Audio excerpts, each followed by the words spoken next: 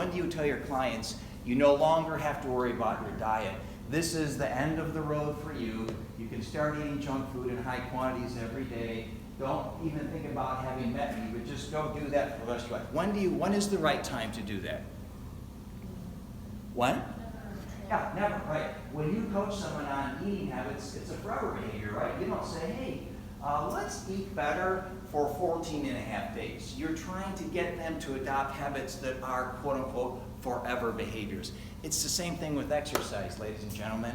It's the same thing with strength training. We just didn't know it. You know, I'm 56, so when I was in college here, we didn't really have the evidence to say strength training was so critically important to living well, but we now do. We have a mountain of evidence to say that it is a forever behavior. There's never a time in your life that you shouldn't be strength training.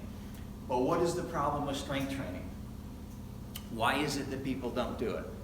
Usually, time is an issue. That's true of any health habit, but yes, strength training also. What else is a barrier for strength training? Knowledge, yeah. People have no idea, understandably, how to do it. What exercises, what sequence, how often, how much weight, what range of motion.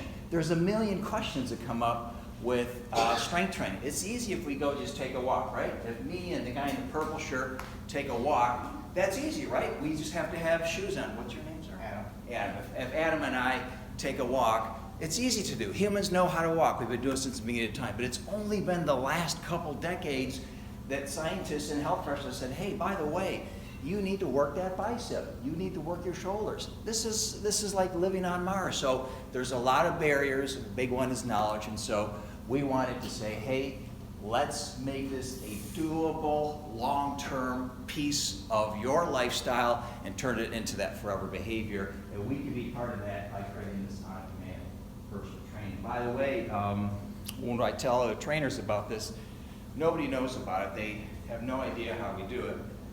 And understandably, I mean, it's kind of like saying we've been selling cars in car lots since the beginning of time, now we're going to sell them online. That seems pretty weird, but of course it is happening, right?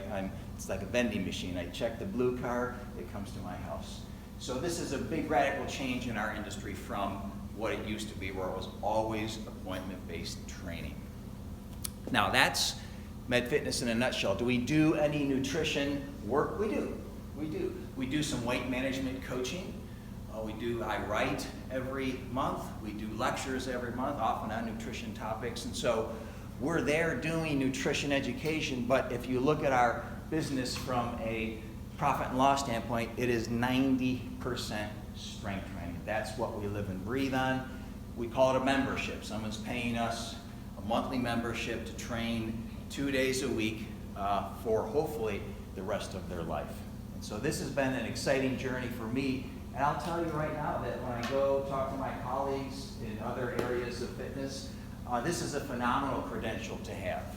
It is well respected, and I would imagine today that it's even more so than it has ever been. So whether you work specifically in nutrition or you get into some fitness and wellness or health, whatever it is, this is a phenomenal credential to have. I get a truckload of respect no matter where I am with my colleagues who usually aren't, I'm talking about fitness people here, who usually aren't nutrition professionals. So it's been a little bit of a circuitous route of starting as an art major, having my dad have the wisdom. He saw that I was obsessed with nutrition, so he just threw it out and said, hey, let's think about nutrition. I thought it was a great idea. Shifting into the sciences, studying nutrition, going to NIU, graduating, working with my brothers, working for Health Management Resources. And by the way, my first job was doing medical nutrition therapy. At that time, we just called that outpatient diet therapy.